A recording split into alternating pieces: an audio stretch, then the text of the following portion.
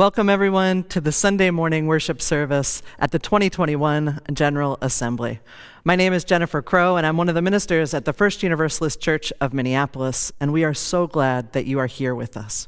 If you're joining us live on Sunday morning, we hope you'll use the chat if you're able, and let us know where you're coming in from, and say hello to each other there. First Universalist Church is a faith community that welcomes, affirms, and protects the light in each and every human heart, that listens deeply to where love is calling us next, and with humility, compassion, and courage, acts for justice in the world. We do all of this as a faith community that is deeply committed to dismantling white supremacy culture and building the beloved community, a place where all can be free and feel a sense of belonging and wholeness.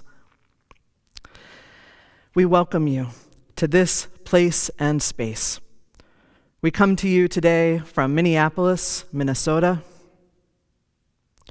from First Universalist Church, from the shores of Buikema and the contemporary and traditional homelands of the Anishinaabe and Dakota peoples, the original stewards of this land. We come to you uplifting the name of these lands and the community members from these nations who reside alongside us. We come to you from Falcon Heights, from Brooklyn Center, and from George Floyd Square. We acknowledge the trauma that is deeply embedded in the foundation of this country, the genocide, enslavement, and ongoing occupation and oppression that has impacted indigenous communities, communities of color, and immigrant and other communities, the culture of colonization and white supremacy that injures us all. We acknowledge the communities of resistance that continue to side with love, teaching us through their persistence, courage, and creativity that another way is possible. Here in this particular place, and in all of the places that you are, we invite you to bring your full self into the present moment. Breathing in and breathing out, we connect across space and time. We heal ourselves and each other as we tell the truth in love. Welcome once again to this shared experience of hope and healing.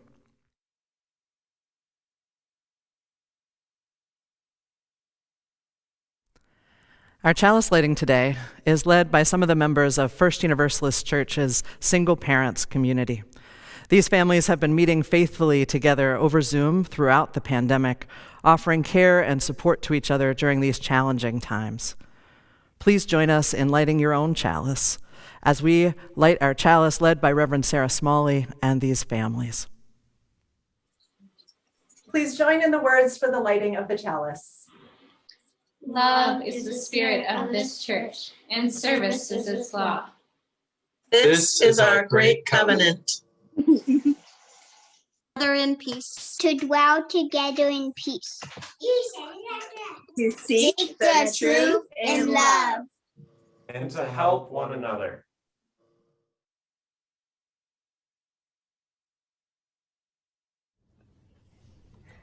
Love, love, love.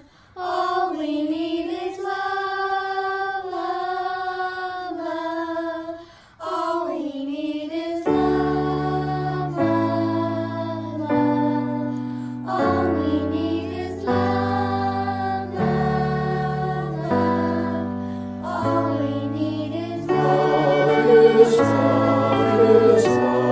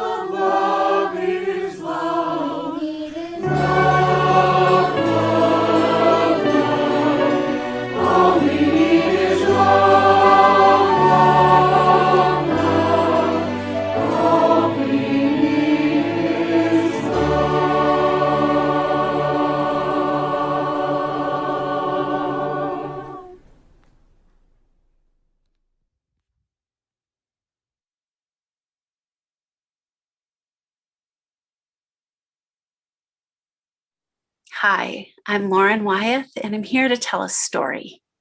And in particular, I want to talk with the kids because I'm going to tell you about a time, kind of a long time ago, when I learned something really important from my son. My son Ames and we were hanging out one Sunday afternoon, not really doing that much. And apparently I was humming under my breath. I was humming this tune. And Ames was about maybe 5 years old, but somehow he'd never heard this song before. So he asked me to sing it to him. And so I did. It's the one that goes like, on top of spaghetti all covered with cheese, I lost my poor meatball when somebody sneezed. And Ames listened really closely. And then he got really serious and he demanded sing the rest. And so I did. It rolled in the garden and under a bush it goes. And then at that point, Ames's lower lip starts sticking out and his forehead starts getting all wrinkled up. And I was surprised. I stopped and I said, what's up? Are you okay, honey? And he goes, keep singing. So I did. But when I sang, and then my poor meatball was nothing but mush, Ames just started crying, tears running down his face. And I was shocked and I was like, honey, what's the matter? And Ames just said, sing it again. And I said, but isn't the song what's making you cry? And he nodded and I said, but I don't want to make you cry. And he goes, Mama, sing.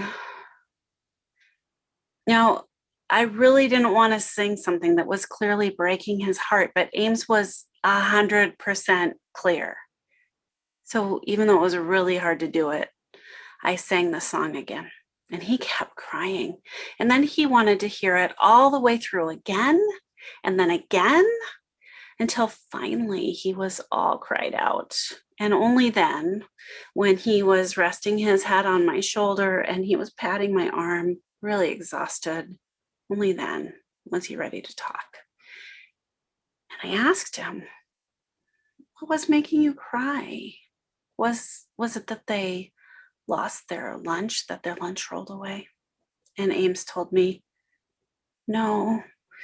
And I could tell it was really hard for him to say this next part, but he said, it was the poor meatball.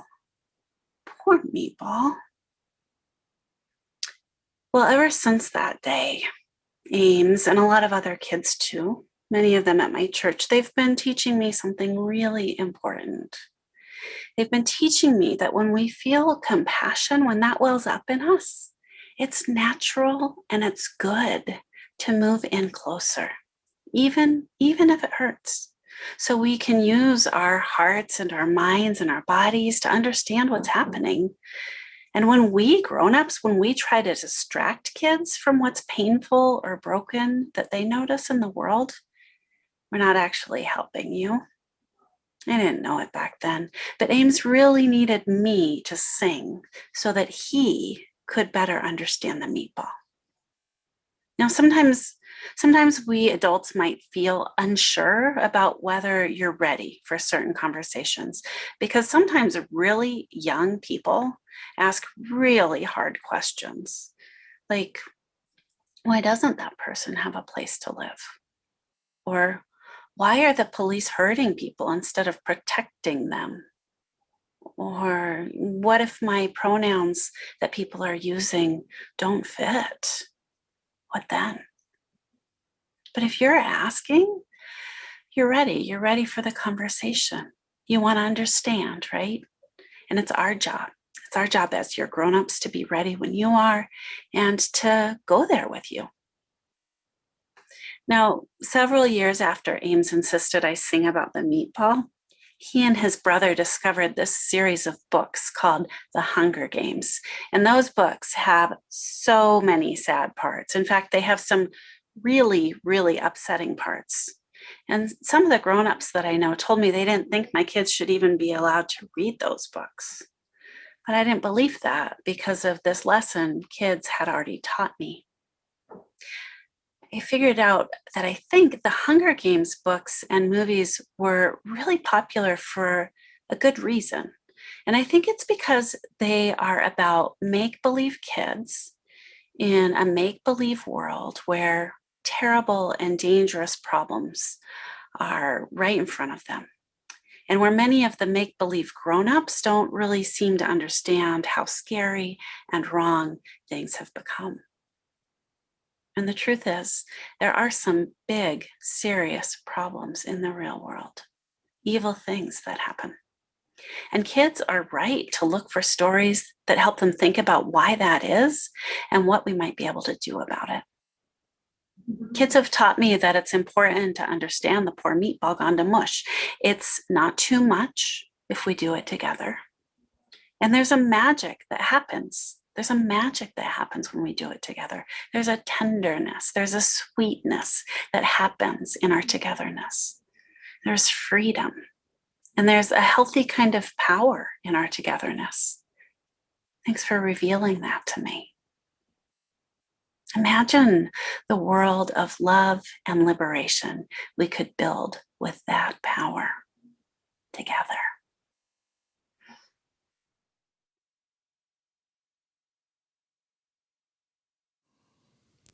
As we do every year at General Assembly, this morning's offering will go to a 501c3 that describes themselves as a multiracial, interfaith organization committed to justice issues of greatest importance to the residents of Milwaukee, a city afflicted with racialized and concentrated poverty. This year's collection will benefit Micah, Milwaukee Inner City Congregations Allied for Hope, and joining us now with more information is Lisa Jones, Micah's executive director and lead organizer. We rise. Hello, Universalists and Unitarian siblings. My name is Lisa Jones, executive director and lead organizer at Micah, Milwaukee Inner City Congregations Allied for Hope. Micah thanks Unitarian Universalist Assembly and our local UU congregation for choosing us to be your special plate collection for your General Assembly. Micah, since 1988, has been on the ground and in the fight for permanent beloved community that Dr. King spoke about. I'd like to share with you a video of our work over the last 2 years. My friends, let's rise up together to make Milwaukee, Wisconsin, and the nation a healthy community free from all oppressions. We rise, humbly hearted rise,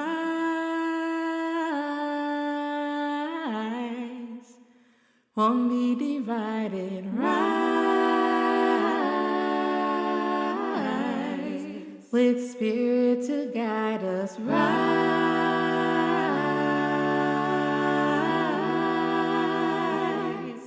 in hope, in prayer, we find ourselves here in hope, in prayer, we're right here in hope, in prayer, we find ourselves here in hope, in prayer, we're right here and we rise.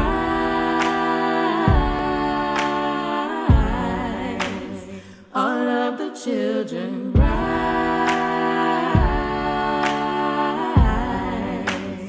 Elders with wisdom rise.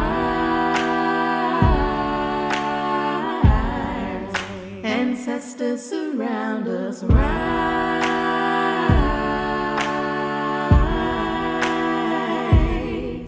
In hope, in prayer, we find ourselves here in hope, in prayer, we're right here in hope, in prayer, we find ourselves here in hope, in prayer.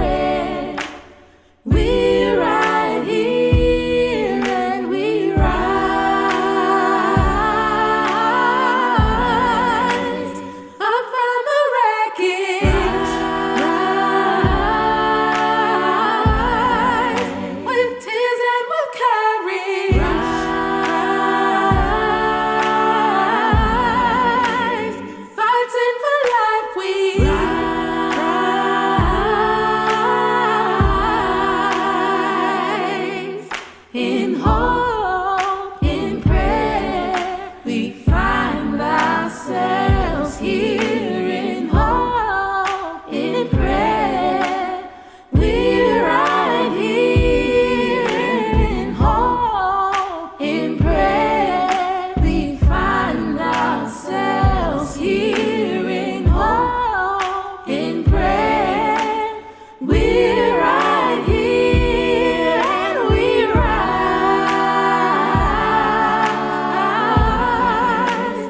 Our mighty hearted rise. Won't be divided. Rise. With spirit to guide us.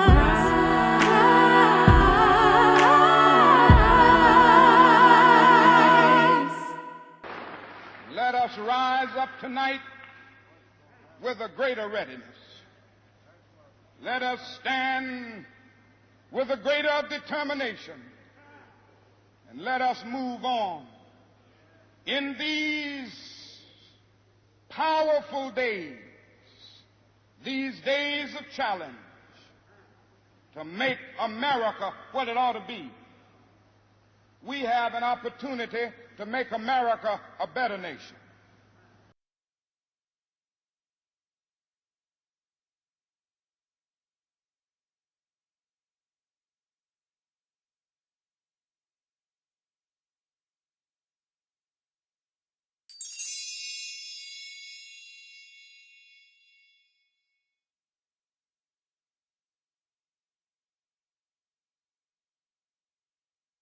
Good morning.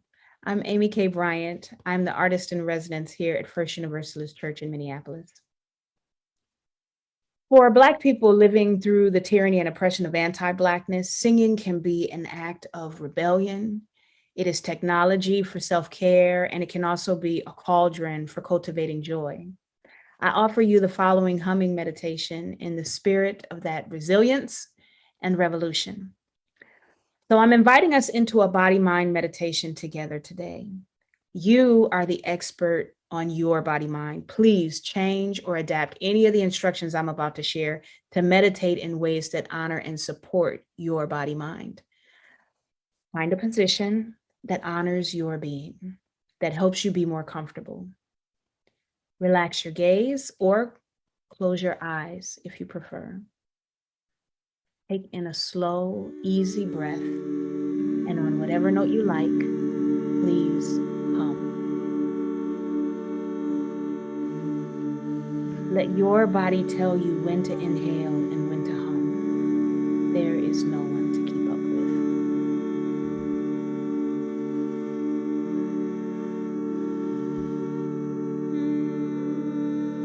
with. If you leave a little space between your top and bottom teeth, you may feel the vibration of your voice on your closed lips.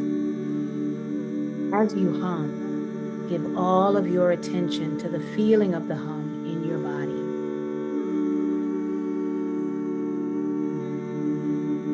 Keep your attention on your breath as it enters your body, expanding your rib cage and turning into sound when you exhale.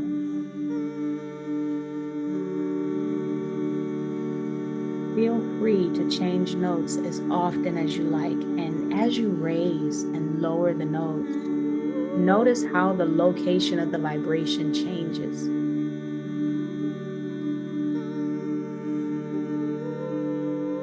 When you notice your mind wandering, say to yourself, thoughts, and then give all of your attention back to the vibration your voice makes in your body.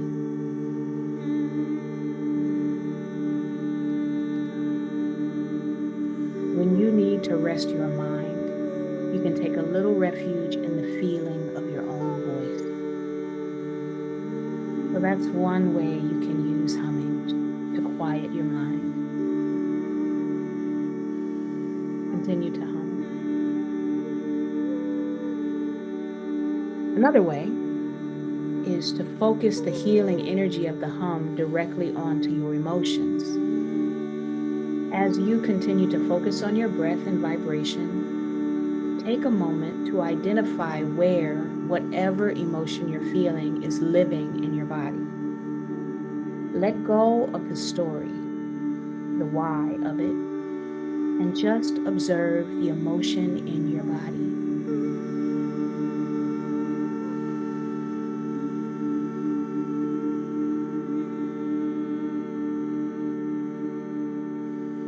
Even if you're feeling sad or angry, our intent is not to get rid of it, but to really get to know it, to be with it with a loving, non-judgmental curiosity.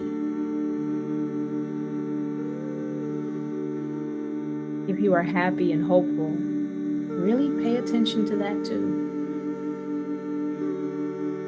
What is the sensation of the emotion in your body? Is it hollow? Is it hot? Is it tingly? Where does it live in your body? Is it in your forehead? In your throat? Maybe in your chest? Or your abdomen? Maybe in your pelvis? Place your hand on the spot where you feel the emotion in your body. Continue to be with the emotion with a loving curiosity, and on your next exhale, send your hum to that spot. Really bathe that emotion and that part of your body in the healing sound and vibration of your voice. Give it a vibrational massage. And sing to your sadness and your anger. You can acknowledge when you're having a hard time and still love yourself through it, even the hurting part of yourself. And you can amplify your joy. I'll stop talking. You keep humming.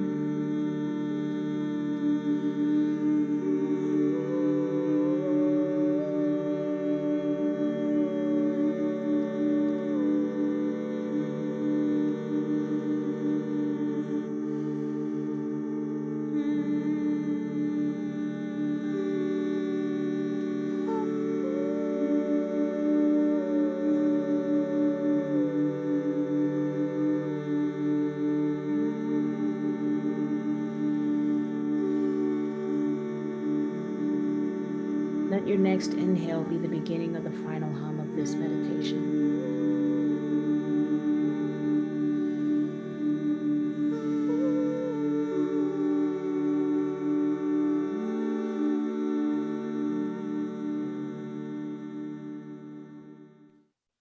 Now that you've stopped singing, notice how your body feels now. If your eyes have been closed, open them when you're ready.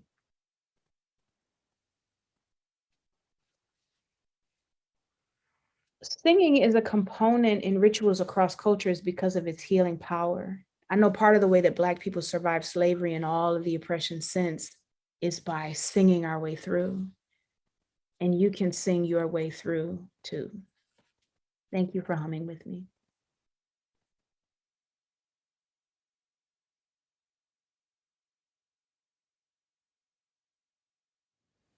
My name is Arif. Welcome to a time of prayer. I invite you to put down what you're holding. Let your body come into presence and awareness. Yo soy Julica. Te invito a un espacio sagrado. Te invito a rezar conmigo. Join us in prayer. Join us in prayer. Holy One, one whom my ancestors knew and prayed to. Dios de mis antepasados. God we know by many names, and God we know beyond all naming. En el nombre de lo que amamos y lo que cuidamos y lo que buscamos. How can love win, beloved? How? Everywhere we look, there is violence and destruction. The land is burned and burning.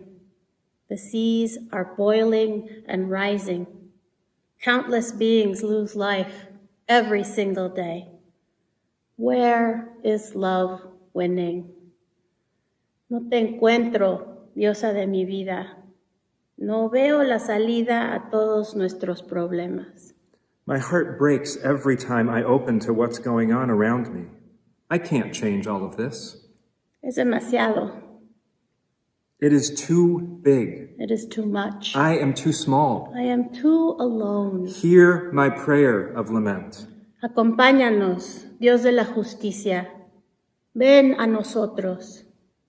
Hear my prayer of hopelessness. My heart is broken. May I rest, may we rest in broken-hearted silence.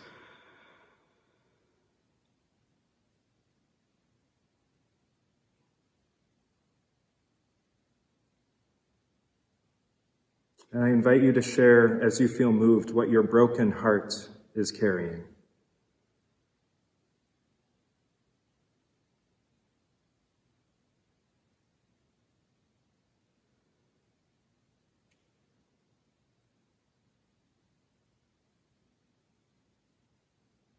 Out of this silence, I hear the voices of my ancestors. I hear the call of the future. My great-great-grandchildren call to me. The world is too big when I make it too big. My work, our work, is maybe not to win, but just to try. Maybe love is already winning.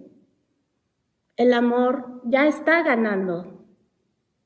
My great-great-grandchildren are cheering us on. You don't have to win everything, just hold the space. Just hold the space. We are coming. Ya venimos. Love wins when my resolve does not waver. Love wins when I nourish even a tiny ember of hope.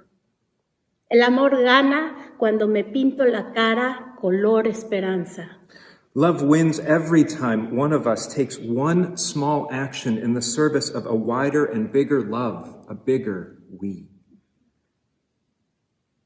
Then hear our prayer of hope. Hear our prayer of possibility.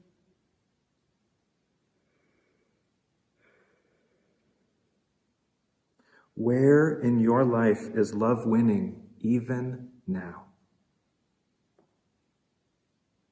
Speak it in your living room, in your bedroom, wherever you are joining us in prayer. Speak it out loud. Speak your hope.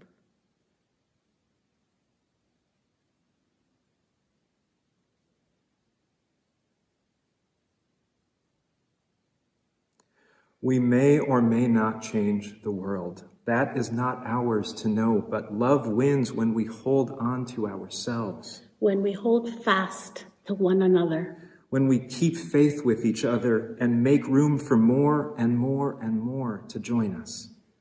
Juntos, adelante, más y más cada día. Just hold the space. We are coming. Amén. Bendita seas, benditos seamos todos. May it be so, and blessed be.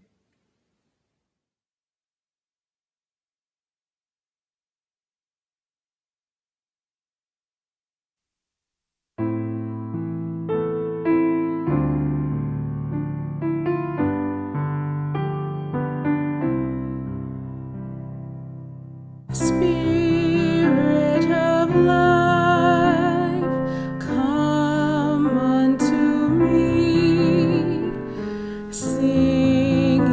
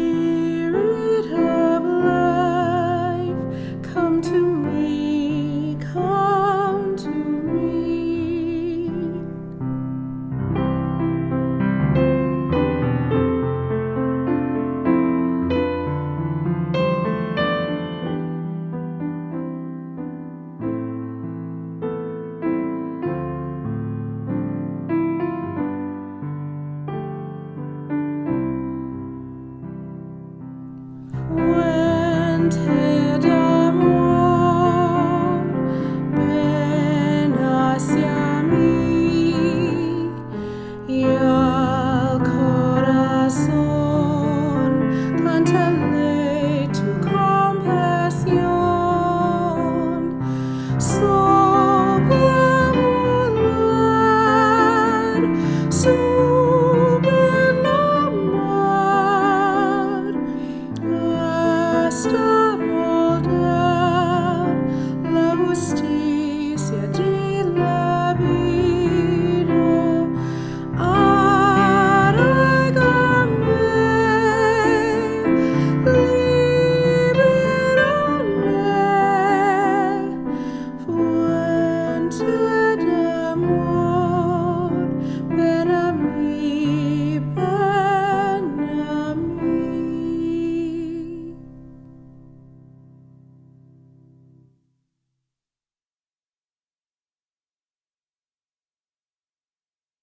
Hi, my name is Yahanna Mackbee. I'm a member at First Universalist Church, and I also serve on the Board of Trustees. Today I'm going to be reciting a poem by Reverend Theresa Ines Soto. It's called Everything is Still on Fire. Everything is still on fire. Despite your best efforts in addition to living, it is clear that fire or not, you must level up in what it means to thrive. Right now, that means wrestling with the truth and the fact that everything is not your fault. I am sorry that everything is still on fire. Once hate catches the winds of not my problem blow and blaze, it is hard to stop. But hard is not impossible. Not yet is different than never. You, in community, have an answer. You have a response to systems of power and control and to the cost of suffering.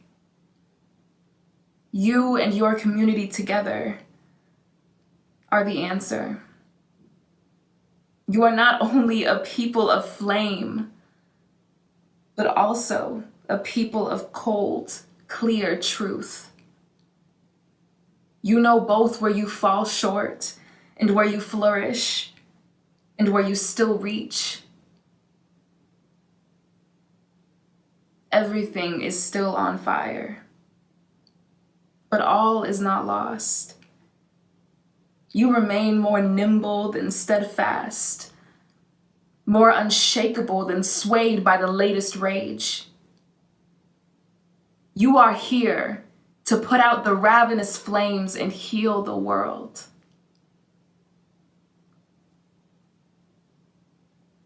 Enough is enough. Everything is still on fire.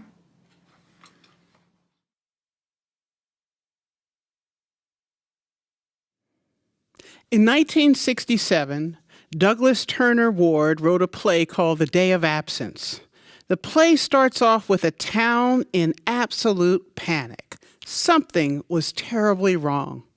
Half the people had disappeared. In fact, all of the black people in the town had disappeared. A scene from the play. Jimmy, they gone. Henry, not a one of them in the street, not a one of our homes, not one singing, not one walking down the street. The last living one of them, nowhere to be found. What are we going to do, Mayor? Keep everybody together. Keep your head on your shoulders. They can't be far, probably just hiding somewhere. Jackson. Yes, sir, Mayor? Immediately mobilize our Citizens Emergency Distress Committee. Order a fleet of sound trucks to patrol the streets in the Negro alleys. They can't remain hidden for too long. Tell everybody just to calm down. Everything's going to be under control. Then have another squadron patrol some more alleys and find out if they're hiding somewhere where we can't find them. Ordering them out one by one. Wherever they are, by God, we will find them. If we have to dig them up from the ground ourselves, we're going to find them niggers. Now, the play is performed in whiteface with black actors. And it goes on to depict the chaos that occurs in this small town without black people. But where do they all go? Why did they all leave? Will they ever come back? What prompted them to leave in the first place? In many ways, the disappearance of black people from this town disempowers white supremacy. Without black bodies, white supremacy becomes non-functional and inert. Without blackness, whiteness is dangerously feeble, feckless, and frightened by its own shadow. Since it is historically irrational and nearly impossible for blackness to enter into any kind of fruitful relationship with the concept of whiteness, black liberatory responsibility and rationality is the only path forward. One form of this rational black resistance that has proven highly effective throughout the black diaspora is that of fugitivity.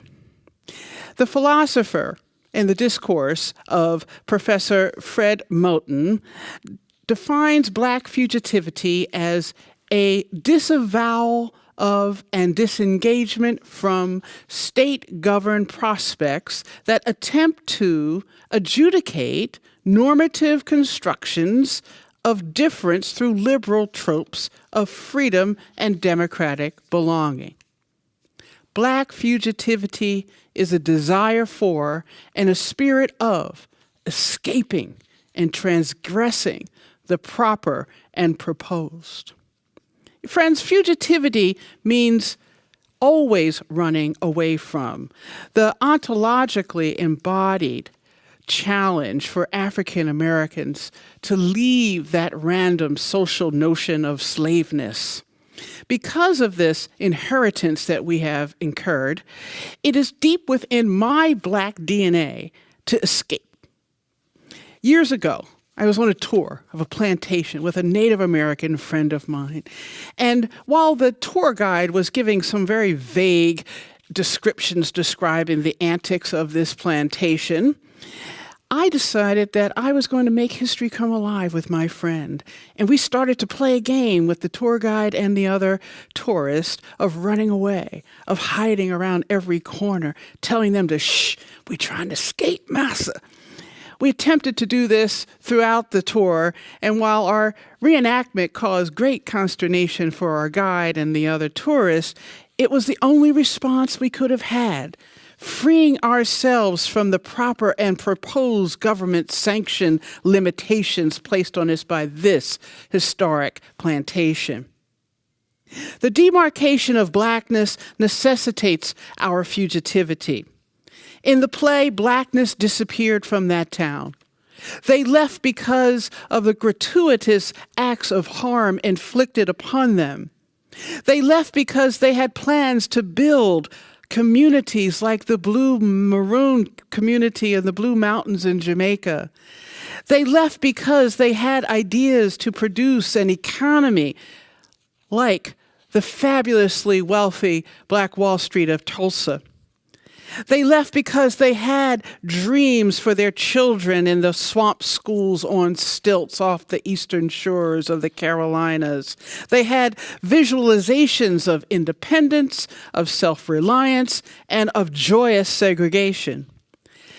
I came to Unitarian Universalism with a free-thinking, unapologetically human-centered belief that was unshackled by any kind of proper and proposed notion of religiosity, superstition, and trickery. Black fugitivity is supported by our first principle because fugitivity supports the act of self-directed inherent worth and dignity. Not the worth and dignity ascribed by others who simply want to see my black body next to them in a pew to smile at me on Sunday. No. A worth and dignity that is ascribed by us for us, because we want to love ourselves and we want love to win first. Not a love of self that has a bargaining chip or some kind of negotiables, but a love of self that is firm, rooted, solid, unwavering, and fierce. The worth and dignity of Blackness must imagine eradicating the afterlife of slavery, which, like all afterlives from nuclear waste on, has lethal capabilities that still live on in the half-lives of our behavior that pervert our moral and theological imaginations. We also cannot simply say we believe in hope for systemic reform, prayers for a better day, and conditional mutuality. These acts will not help love win, because conditional hope and prayers by themselves never liberated anyone. Fugitivity is not unknown to Unitarian Universalists. We know that it's because of our ideas. Michael Servetus, because of his rejection of the Trinity and eventual execution by burning for heresy, knew what fugitivity was. He survived running from town to town and place to place, writing and publishing his radical thoughts while resisting the prescribed and proper Trinitarianism of Calvin. Ethelred Brown in Jamaica had found his way to the Unitarian Universalism by rejecting the Trinity. And as a Unitarian Universalist minister, he received nominal and limited support. And it was all conditional from the Unitarians. But he started a successful Black church in Harlem 100 years ago. Reverend Brown, like so many Black Unitarians and Universalists over the last 175 years, became fugitives within our faith, seeking theological and religious freedom, only to be met with racism, tokenism, and pet-like curiosity. Remember, the Unitarian Universalist Black fugitivity walkout in 1967? Black ancestral commitments to humanism is seen in these freedom-seeking behaviors. Fugitivity, escaping, marooning, and hiding. These techniques have been the avenues to realize our humanity as we resist the anti-humanism of whiteness. Along with our indigenous siblings, our commitment to our inherent worth and dignity makes us the first humanist in North America. Think about it. So think about it, friends. Think about it. Will the Black people ever come back to that town? What happens when we focus on the fugitive instead of the emancipated? What might we learn about justice from the runaway slave, the outlaw, the maroon? Is justice something that is state-sponsored and can be bestowed, or must it be fashioned from the broken shards and bits and pieces of life in the swamps and the hills seeking freedom? Can the memories, experiences, and unreconciled grievances of fugitivity expand our vision of the future in America? Now, at the end of the play, the town is in absolute disarray. In fact, they're thinking of calling in the National Guard to do laundry and cook for them. They just don't know what to do without Blackness. The mayor pleads on a loudspeaker, "Please come back, y'all. For my sake, please, all of you, even you questionable ones, I want you to come back. I promise no harm will be done to you. There will be no revenge disallowed to you. We'll forgive everything. I'll kiss even the feet of those shoes of the first one that walks up and returns to show up. Just come back, please." In the next scene, the play ends as it starts, with Clem and Luke sitting side by side talking, when one of them noticed Rastus coming down the street. "Is that a Negro? I see? Sure does look like one to me. With their backs, single file, held high and straight, looking forward, they returned to the town without a word. They acted as if nothing has happened when asked where they were. You see, the fear of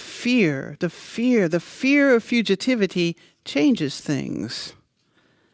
I would like to believe that they came back because the town had developed a powerful new vaccine or an antidote to white supremacy culture.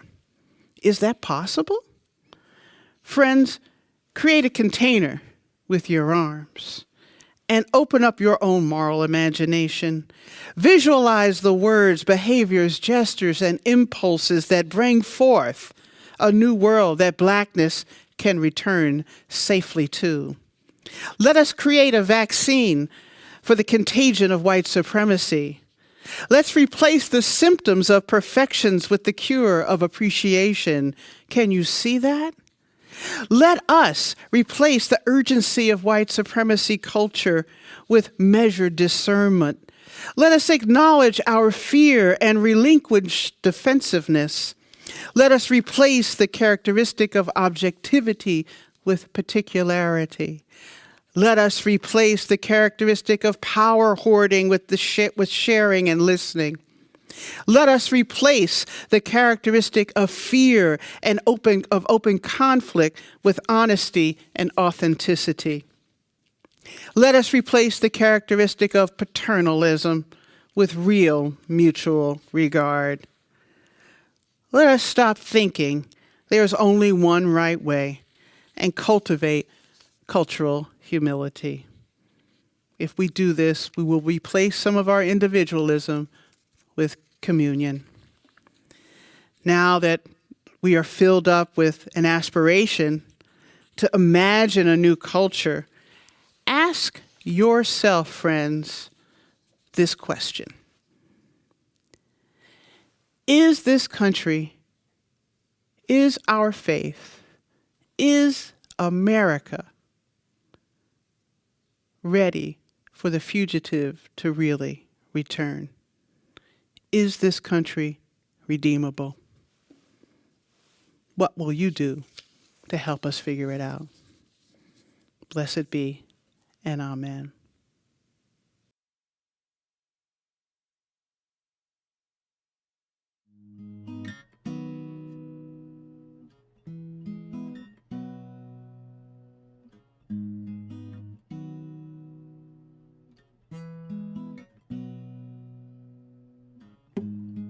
To admit I'm in the rough.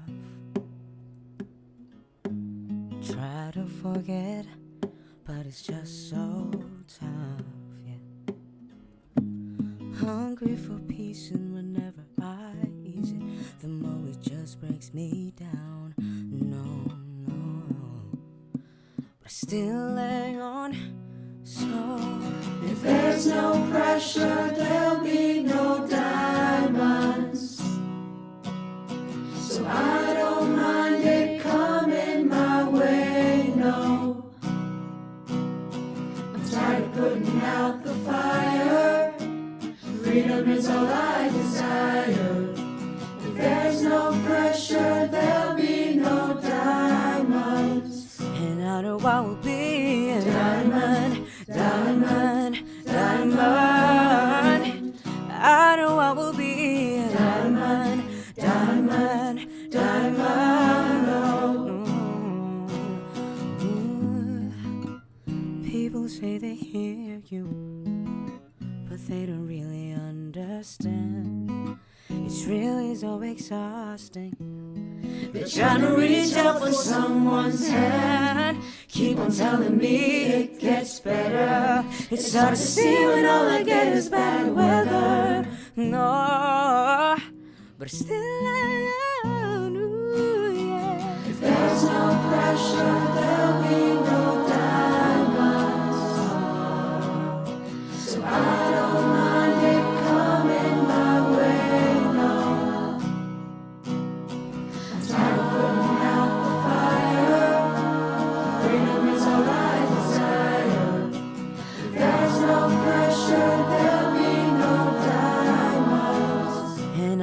I will be a diamond, diamond, diamond. I know I will be a diamond, diamond, diamond. Hold for me, press on me, I don't mind seeing it coming my way. Hold for me, press on me, I don't mind seeing it coming my way. Hold for me, press on me, I don't mind seeing it coming my way. No. Hold for me, press on me, I don't mind seeing it coming my way.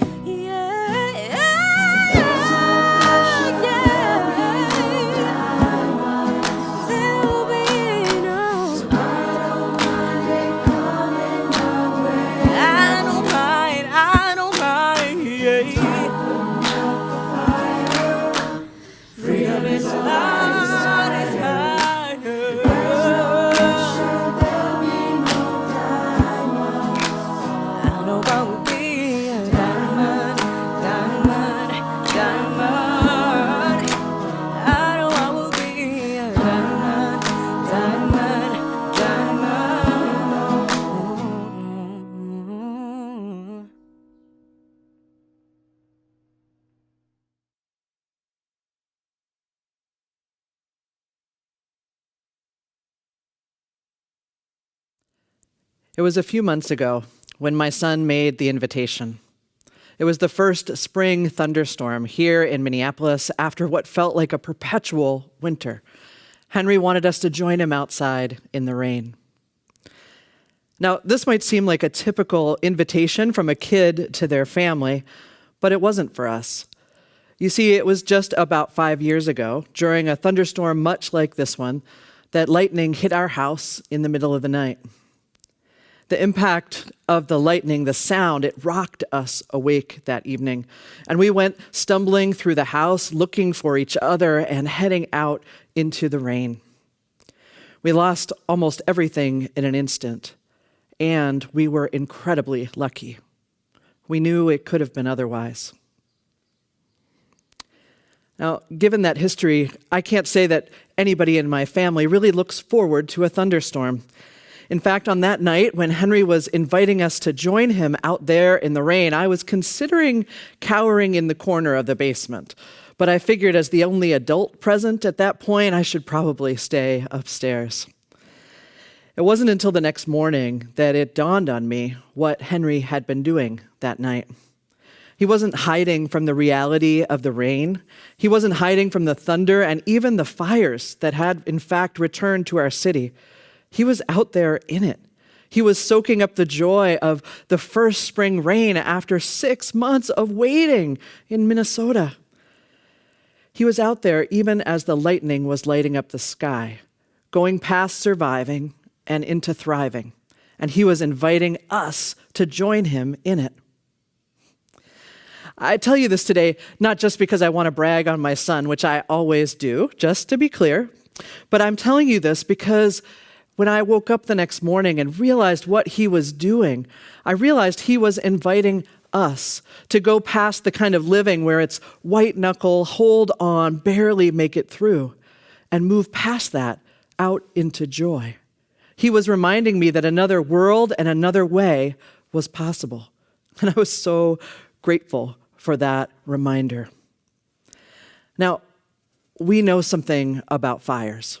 All of us do, literal and metaphorical, whether we're in Minneapolis or somewhere else. Fires happen in all kinds of ways in all of our lives. When one moment things are one way and the next they are another.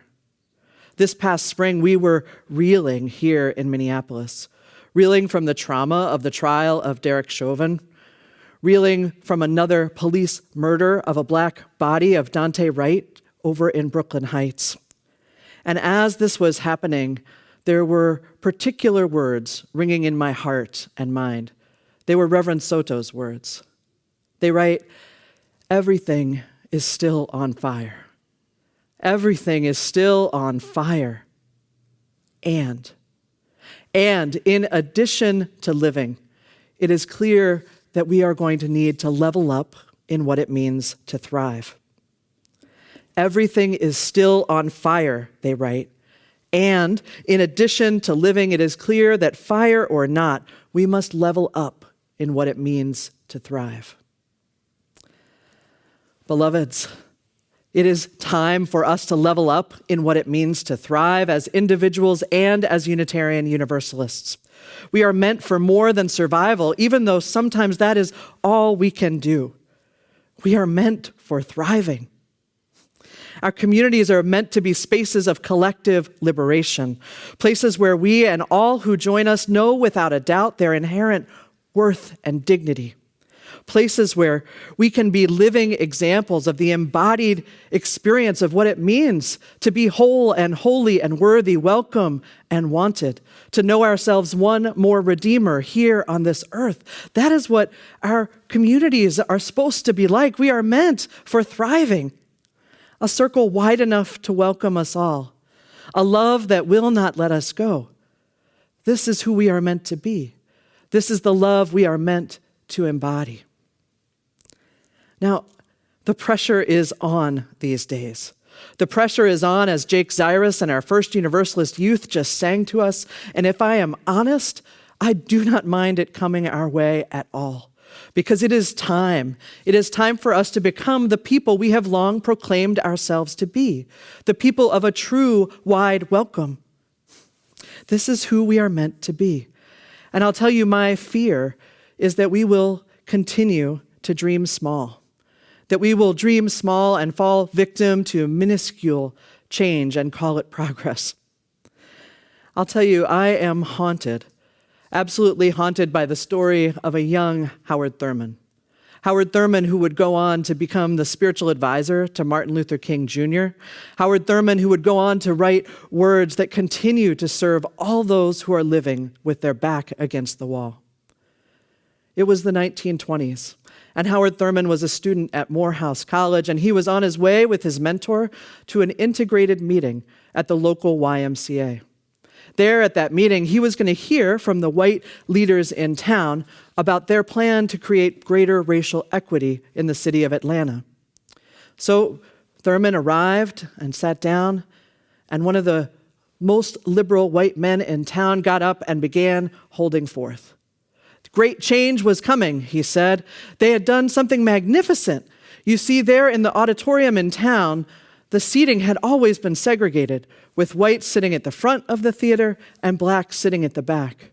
But he and his friends had gotten to work, and they had changed things there in the city. They had made it so the dividing line in the auditorium now ran down the center, running vertically, with whites on one side and blacks on the other. Wasn't this amazing progress they had made? Thurman stood and turned and walked out of the room. This was the progress he had been promised? Was this really the best that the well-meaning white folks in power could come up with? Simply a moving around of the lines that divided them?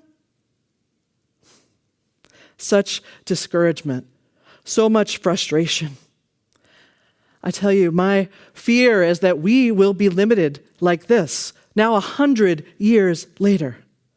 That somehow we will still fail to imagine progress and change big enough to be worthy of the legacy we proclaim. That is my fear for us. It was 20 years later, after that meeting at the YMCA, that the Reverend Dr. Howard Thurman was called to serve the first intentionally multicultural, multiracial congregation in the United States. It was 1944. And Thurman and the people of the Church for the Fellowship of All Peoples did something more. They'd stopped moving around the lines that divided us and instead created a community that truly welcomed people of all identities, where folks had experiences of the transcendent together and felt a sense of unity, a place where they lived into their faith and moved with action out into the world. They created a community of collective liberation, the kind we are dreaming of creating now. Even in a world where the fires keep on coming, it is possible for us to level up in what it means to thrive. And this, friends, is the kind of transformation I am inviting us into as individuals and as Unitarian Universalists. even in this society that is so broken and so soul-breaking. We are called to live lives and create communities of collective liberation, places where we can feel joy, where we can be welcomed in the fullness of who we are, and trust that we will be welcomed in love with the wide embrace that we talk about. This is who we are. This is who we are called to be. We can do this.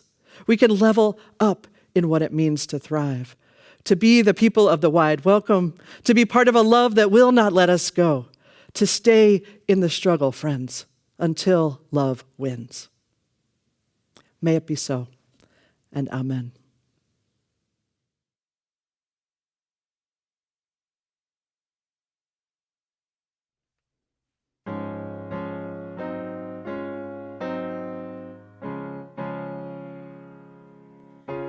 Joyful, joyful love, we adore thee. God of glory, word of love. Hearts unfold like flowers before thee. Hail thee as the sun above. Melt the clouds of gloom and sadness, drive the dark of doubt away. Giver of immortal gladness, fill us with a light, fill us with a light, oh, fill us with a light of a day.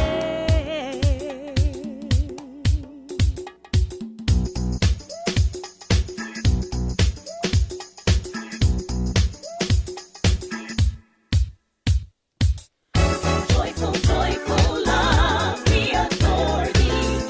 God of glory, word of love. Hearts unfold like flowers before thee. Hail thee as the sun above. Melt the clouds of gloom and sadness. Drive the dark of doubt away. Drive it away. Giver of immortal gladness. Fill us with the light of day. Light of day. Joyful, joyful love, we adore thee. And in my life I've put none before thee. Cause since I was a youngster I came to know that love is the only way to go. So I had to grow up and come to and understand it, that I'm down with this thing. So now I'm demanding that you tell me who you're down with, G. Cause all I know is that I'm down with love. You see, you're down with L-O-V-E. Yeah, that's me. You're down with L-O-V-E. Yeah, that's me. You're down with L-O-V-E. Yeah, that's me. Who's down with L-O-V-E? Everybody. Come and join the chorus, the mighty, mighty chorus, which the morning stars began. The option of love is right before us. By the way, what have you done for love lately? Ooh, yeah. What have you done for love lately? The watch is over everything, so we sing. Joyful, joyful love, we adore thee. God of glory, word of love. Hearts unfold like flowers before thee. Hail thee as the sun above. Oh, melt the clouds of gloom and sadness. Drive the dark of doubt